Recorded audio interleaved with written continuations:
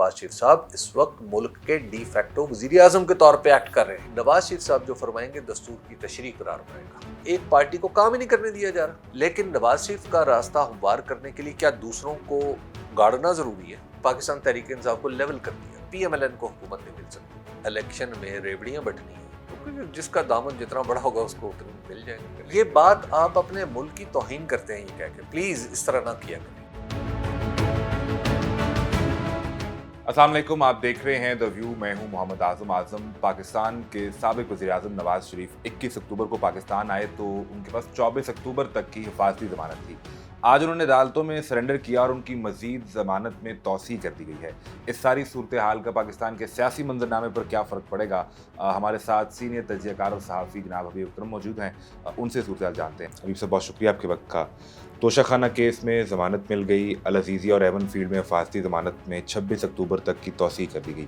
ایک طرف تو لیگل معاملہ ہے، لیکن سیاسی منظرنامے پر کیا اثر پڑے گا ان ضمانتوں سے؟ لیگل معاملہ اس سے زیادہ بھی ہے۔ لیگل معاملہ یہ ہے کہ آج ہی پنجاب حکومت نے نواز شریف صاحب کو جو سزا ملی تھی اس کو معطل کر دیا ہے۔ یعنی پنجاب حکومت نے یہ بتایا ہے کہ اگر عدالت نے نواز شریف صاحب کو فرض کیا، گرفتار بھی کر لیا کسی ریفرنس میں جس میں وہ سزا یافتہ ہیں، اور تو بھی پنجاب حکومت انہیں گرفتار نہیں کرے گی، بلکہ پنجاب حکومت نے سی آر پی سی کی دفعہ 401 کا فائدہ اٹھاتے ہوئے ان کی سزا معطل کر دی ہے، ہاتھ کھڑے کر دیے۔ اس کا مطلب کیا ہے؟ اس کا مطلب یہ ہے کہ نواز شریف صاحب کو ہر رعایت پاکستان کے حکومت کے کو جو بس میں ہے، پاکستان کے دستور میں جو ممکن رعایت ہے، پاکستان کے قوانین میں، خواہ انہیں توڑ مروڑ کے کسی بھی طریقے سے استعمال کیا جائے اور کوئی اس میں سے رعایت نہ چھوڑی جائے، تو وہ بھی نواز شریف صاحب کے لیے دستیاب ہوگی۔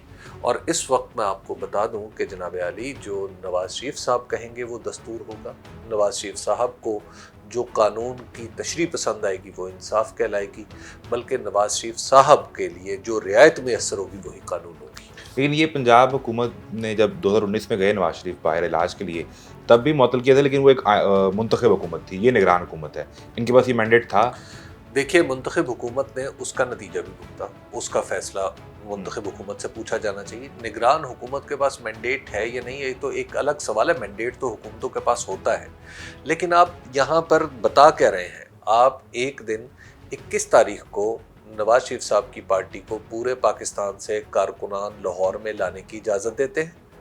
22 تاریخ کو ایک چھوٹی سی جلسی نما کنونشن ہوتی ہے پاکستان تحریک انصاف کی، اور وہاں پر پولیس پہنچ جاتی ہے قیدیوں کی گاڑیاں لے کے، 70-80 لوگوں کو گرفتار کر لیتی ہے۔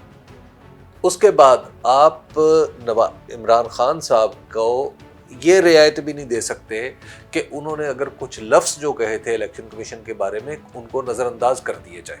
الیکشن کمیشن کو ہی اپنی توہین کا احساس اتنا زیادہ ہو چکا ہے، اور اتنا الیکشن کمیشن جو ہے وہ نازک مزاج ہو چکا ہے کہ وہ عمران خان کو گھٹنوں پہ لانے کے لیے تیار ہے، اور الیکشن اس سے پوچھا جائے جس نے اس کانسٹیٹیوشن کی توہین کی ہے الیکشن کمیشن نے، کہ باقاعدہ طور پر ایک دفعہ یعنی الیکشن کمیشن، ہمیں اب تک ایسا لگتا ہے کہ جیسے الیکشن کے راستے میں رکاوٹ ہے، اگر یہ الیکشن کمیشن سے پوچھیں تو الیکشن کمیشن کی توہین ہو جائے گی۔ یہی توہین ہے۔ تو اب آپ ذرا تصور کریں کہ یہ جو ماحول بنا ہوا ہے، یہ ماحول یہ ہے کہ نواز شریف صاحب اس وقت ملک کے ڈی فیکٹو وزیر اعظم کے طور پہ ایکٹ کر رہے ہیں۔ یہ جو تصویر آپ بتا رہے ہیں اس میں صرف وہ باقاعدہ حلف لینا باقی ہے، باقی ان کی مرضی ہی ہے۔ دیکھیے، اب تو صرف محض یہ تردد ہی ہے، الیکشن کا بیچ میں کروا دیں، ٹھیک ہے۔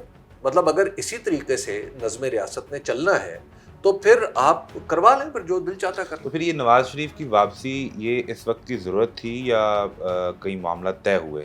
دیکھیے، نواز شریف صاحب پاکستان کے ایک محترم لیڈر ہیں، اس بات میں کوئی شک نہیں۔ 3 دفعہ وزیر اعظم رہے۔ نواز شریف صاحب 3 بار وزیر اعظم رہے ہیں، لیکن نواز شریف کا راستہ ہموار کرنے کے لیے کیا دوسروں کو گاڑنا ضروری ہے؟ تو 2017 میں بھی تو ابھی سب یہ ہوا نا۔ اچھا، 2017 کے لیول کو اگر آپ 2023 سے کمپیئر کریں تو پھر سبحان اللہ، پھر تو میں کیا عرض کر سکتا ہوں۔ اب صرف چہرے تبدیل ہو گئے، عدالتوں میں تب یہ چکر لگا رہے تھے۔ جو کچھ ہو رہا ہے اس وقت 2023 میں 2018 میں ہوا تھا۔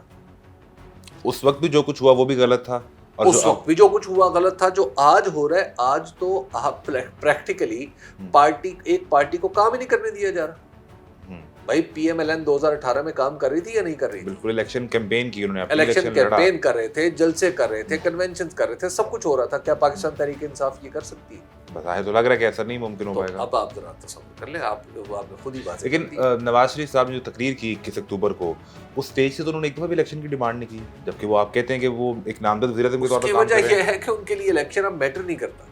سامنے 1.5 لاکھ کا کراؤڈ عوام کھڑی، جو ووٹر ہے ان کا سپورٹر ہے، پھر بھی لیڈر الیکشن نہیں مانگتا. ہاں تو انہیں اب الیکشن کی ضرورت نہیں ہے نا. انہیں پتا ہے کہ الیکشن اگر ہوا، فری اینڈ فیئر الیکشن ہوا، تو پی ایم ایل این کو حکومت نہیں مل سکتی. تو لہٰذا انہیں ایک ایسے الیکشن کی ضرورت ہے جس میں وہ جیتے. تو جس میں ان کے جیتنے کی گارنٹی ہو، تو پھر وہ کون سا الیکشن ہوگا؟ وہ تو تکلف ہو. تو اسی لیے انہوں نے وہ تکلفن بھی نہیں کہا کہ وہ تکلفن بھی نہیں کہا. تو یہ ابھی جو العزیزیہ ریفرنس ہے، یہ ایون فیلڈ کا کیس ہے، پنجاب حکومت نے تو ہاتھ کھڑے کر دیے، ان میں یہ سزائیں بھی ختم ہو جائیں گی؟ اب میں نے آپ کو عرض کیا، مجھ سے اب زیادہ نہ کہلوائیں میں عدالتوں کے بارے میں نے آپ کو عرض کیا کہ اب نواز شریف صاحب جو کہیں گے وہ دستور ہوگا. اور یعنی اگر میں یہ تو نہیں کہتا جو کہیں گے اس سے دستور کی تھوڑی سی شاید قدر میں تھوڑی سی کمی کا احساس ہوتا ہے. نواز شریف صاحب جو فرمائیں گے دستور کی تشریح قرار پائے گا. قانون کا نفاذ اس طرح ہوگا کہ نواز شریف صاحب ہر قانون سے محفوظ اور معمون. تو اس پہ یسر رضا گیلانی بھی عدالت میں بات کر رہے تھے کہ وہ کہتے ہیں پیپلز پارٹی کو کبھی لیول پلینگ فیلڈ نہیں ملی، یہ کہتے رہے ان کو نہیں ملی، اب تحریک انصاف کہہ رہی ہے کہ یہ لیول پلینگ فیلڈ نہیں ہے. تو یہ نون لیگ کا لیول پلینگ فیلڈ کا مسئلہ حل ہو گیا؟ نون لیگ کا لیول پلینگ فیلڈ کا مسئلہ حل ہو چکا ہے. اس کی وجہ کہ پنجاب میں پاکستان تحریک انصاف کو لیول کر دیا گیا، بالکل زمین کے ساتھ، بالکل زمین کے ساتھ لیول کر دیا گیا ہے. تو اس وجہ سے اب وہ تو مسئلہ حل ہے، پلڑے برابر. پنجاب میں پاکستان تحریک انصاف سے نکلی ہوئی ایک اور پارٹی استحکام پاکستان پارٹی بھی، جس میں شامل ہونے والے علی زیدی نے کہا کہ یہ تو نون لیگ کی بی ٹیم کے طور پہ کام کرے گی. ابھی بھی ہم دیکھ رہے تھے کہ 3 خواتین نے جوائن کر لیا ہے. تو ان کا رول کتنا رہے گا؟ Pro P M L N سیاست ہوگی یا anti P M L N سیاست ہوگی؟ ان کا رول بیچاروں کا کیا ہے؟ آپ ان کو ایسے ویسے سوال میں لا کے آپ ان کو پریشان کر رہے ہیں. اچھا، سوال سے بھی پریشان. آئی بی پی کو کوئی بڑا نمبر نہیں پنجاب میں لے پائے گی. دیکھیے جب الیکشن میں ریوڑیاں بٹنی ہیں تو جس کا دامن جتنا بڑا ہوگا اس کو اتنی مل جائیں گے. تو ریوڑیاں بٹنی ہے نا، وہ کون سا ووٹوں میں فیصلے ہونے کا امکان ہے؟ ابھی معاشی پاکستان کے جو حالات ہیں یہ بہت کٹھن ہیں. تو اگر پی ایم ایل این ہی کی دوبارہ حکومت آتی ہے تو کوئی آپ کو اس سے بھی امید ہے کہ معیشت میں بہتری آ پائے گی؟ کیونکہ کہا یہ جا رہا ہے کہ نواز شریف جو دبئی سے ہوتے یا دبئی آئے ہیں تو ان کی کچھ ملاقاتیں بھی ہوئی ہیں وہاں پہ، اور سعودیہ عمرہ کرنے بھی گئے، تو اس سے کچھ بہتری آئے گی. دیکھیے مجھے تو پہلے تو اس بات پہ حیرت ہوتی ہے کہ نواز شریف صاحب نے کس حیثیت میں ملاقاتیں کی. کیا وہ پاکستان کے وزیر اعظم تھے، یا پاکستان کا کوئی عہدہ ان کے پاس تھا؟ کیا تھا؟ یا پاکستان نے انہیں باقاعدہ طور پر سفیر بنا کر بھیجا تھا، یا پاکستان نے انہیں باقاعدہ طور پر کوئی مینڈیٹ دیا تھا کہ وہ بیرون ملک جا کے ملاقاتیں کرے اور ان سے ہم یہ نتائج اخذ کریں کہ اس کے نتیجے میں معاشی معاملات بہتر ہو جائیں گے؟ پاکستان کی جو قدر ہے نا وہ تھوڑی سی رہنے دیں. کچھ آپ جیسے لوگ جو سوال اٹھا کے پاکستان کے جناب نواز شریف فلاں سے ملے ہیں تو اس لیے معاشی معاملات ٹھیک ہو جائیں گے، کچھ آپ جیسے لوگوں نے اس غبارے میں ہوا بھر دی ہے. خوف خدا کریں، اپنے ملک کا تھوڑا سا دھیان کر لیں کہ اپنے ملک کا، آپ کے ملک کا ایک آدمی جس کے پاس کوئی سرکاری عہدہ نہیں ہے، وہ کسی سے مل لیا تو آپ اسے پاکستان کی معیشت کے حوالے سے آپ نے امیدیں باندھنا شروع کر دی. ممکن ہے کہ ان ممالک میں انہیں بھی اندازہ ہو چکا ہو کہ اگلی تصویر میں یہی وزیر اعظم ہے اور انہیں سے ڈیل کرنا ہے. یہ بات آپ اپنے ملک کی توہین کرتے ہیں یہ کہہ کے. پلیز اس طرح نہ کیا کریں، پلیز اس طرح نہ کیا کریں. آپ نوجوان آدمی ہیں، آپ نے آگے جانا ہے، آپ کم از کم آپ تو اس سے یہ نتیجہ اخذ نہ کریں. تو ان کی معاشی پالیسی جس طرح اسحاق ڈار وزیر خزانہ تو بھی تھے، اور پہلے ڈالر کچھ کم ہوا پھر ڈالر پکڑا نہیں گیا، تو اب بھی یہی حالات رہیں گے. جناب اسحاق ڈار صاحب پاکستان کے اندر جب بھی وزیر خزانہ بنے ایک کام لازمی ہوتا ہے، وہ ہے کہ ملک سے ڈالر پاکستان سے باہر جانا شروع ہو جاتا ہے اور ایکسپورٹ گرنا شروع ہو جاتی ہے. آپ ان کے تمام تر ادوار کا تجزیہ کر کے دیکھ لیجئے، آپ کو یہ 2 چیزیں ملیں گی. اور اگر آپ جب بھی دیکھیں گے ڈالر کی ویلیو ایک جگہ پہ فکس کر دیں گے، اس کے بعد ایکسپورٹ گرنا شروع ہو جائے گی اور جو ڈالر ہے وہ ملک سے باہر جانا شروع ہو جائے گا. یہ ایک بڑا نیچرل، ان کی اکانومی کا ٹوٹل مبلغ علم ہی یہ ہے اس کے علاوہ انہیں کچھ نہیں آتا.